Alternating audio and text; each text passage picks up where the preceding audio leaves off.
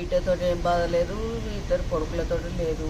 మనసుకో plot ఇచ్చిన, ఈ ఇల్లు ఉన్నది, ఈ ఇల్లు ముగ్గురు పోతాను అనుకున్నా. కాకపోతే చిన్న కొడుకు ఓ ప్లాట్ ఇస్తే ప్లాటు పెళ్లి ఖర్చుల కింద మా ఆయన రాసిపోయిండు.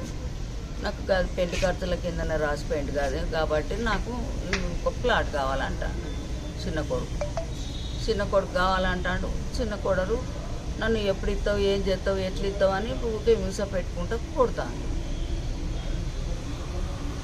కొడితే నేను ఏం చేయాలి మరి అంటే ఉన్న ఇల్లే కదా ఉంటే ఆ ఇల్లే రాసిమ్మని అంటాను. ఇల్లే రాసిమంటే ఇల్లు ఎట్లా రాసిస్తా, నేను ముగ్గురు పోతున్నది కదా అని అంటే ఎట్లన్నా వాళ్ళని ఒప్పించుకోవాలి, ఎట్లన్నా చేయాలని అంటాను. మరి నువ్వేం న్యాయం చేస్తావో చెయ్యి, మరి మాకు ఏం చేస్తావో అని కూడా అని హింస పెడతాను నన్ను రోజు. గట్టి మాటలతోటి కాకుండా నా ఫోన్ కూడా తీసుకొని గుంజుకొని ఎటు పోనిత్తలేరు, ఎటు రానిత్తలేరు.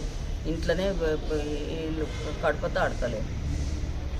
ఎవరికి ఏం చెప్తానో ఏం చేస్తానో అని నన్ను ఎటు పోనీయకుండా ఎవరికి చెప్పకుండా అట్లా చేస్తాను. అంటే ఎట్లా అమ్మ ఇంట్లో పెట్టి తలపేస్తున్నారా? ఇక ఇంట్లోనే ఉంటాను. గేట్ దాటనిత్తలేరు అసలు. గేట్ దాటని గేట్ కన్నా పోదామని ఇట్లా బయటకు వస్తే ఎడికి పోతాను అంటే మనుగోలు లేవంటే మేము తెస్తాం, మేము ఇది చేస్తాం, మీకు ఏది కావాలంటే నువ్వు బయటకు వెళ్ళనే అవసరం లేదు అని బయటకు ఏడికి ముచ్చటకు అచ్చటకు దేనికన్నా ఫోన్ ఇస్తలేరు అసలు. బయటకు ఫోన్ తీసుకొని వాళ్ళు ఏం చేస్తారమ్మా?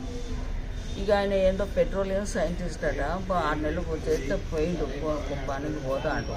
నా దగ్గర ఇన్ని రోజులు వాళ్ళు లేరు, హైదరాబాద్లోనే ఉన్నారు. ఆమె కూడా ఏంటో జాబ్ చేసుకున్నది, మా చిన్న కోడలు కూడా ఉన్నది. ఇప్పుడు ఈడికి వచ్చింది, ఈడ కూడా 1 సంవత్సరం స్కూల్లో చేసింది. అని ఎందుకో మరి స్కూల్ మానేసింది. ఇప్పుడు ఈ 6 నెలల నుంచి అయితే ఇంట్లోనే ఉండి మరి నన్ను హింస పెడతాను అన్నట్టు. ఇక గతంలో ఏమైనా పోలీస్ స్టేషన్ ఫిర్యాదు చేశారు? పోలీస్ స్టేషన్కి ఒకసారి పోయినా సార్. పోయి ఆ అమ్మ చిన్న కోడలు ఇట్లా కొడతా అందుకు ఇట్లా అయిందని అంటే ఆ అమ్మ మరి లేడీ ఆమె ఇన్స్పెక్టర్ అని మరి ఎవరో నాకు తెలియదు సారు. లేడీ ఆమె రామేశ్వరట.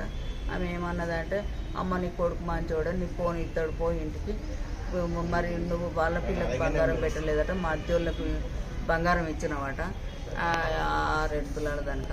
మరి వీళ్ళకు కూడా పిల్లు ఉన్నది కదమ్మా, వీళ్ళకి పెట్టాలంటే సరే అని వీళ్ళకి కూడా ఇచ్చిన. ఇప్పుడు మన సారు 7 తులాల బంగారం వీళ్ళకి కూడా ఇచ్చేసిన. వాళ్ళని ఎవరు చదువుతున్నారు? మరి పెద్ద కొడుకుని చిన్న కొడుకుని ఎవరు నిన్ను ఎవరు చదువుతున్నారు? నువ్వు వాళ్ళని చదువుతున్నావు? వాళ్ళని నన్ను ఎవరు చదవలేరు సార్.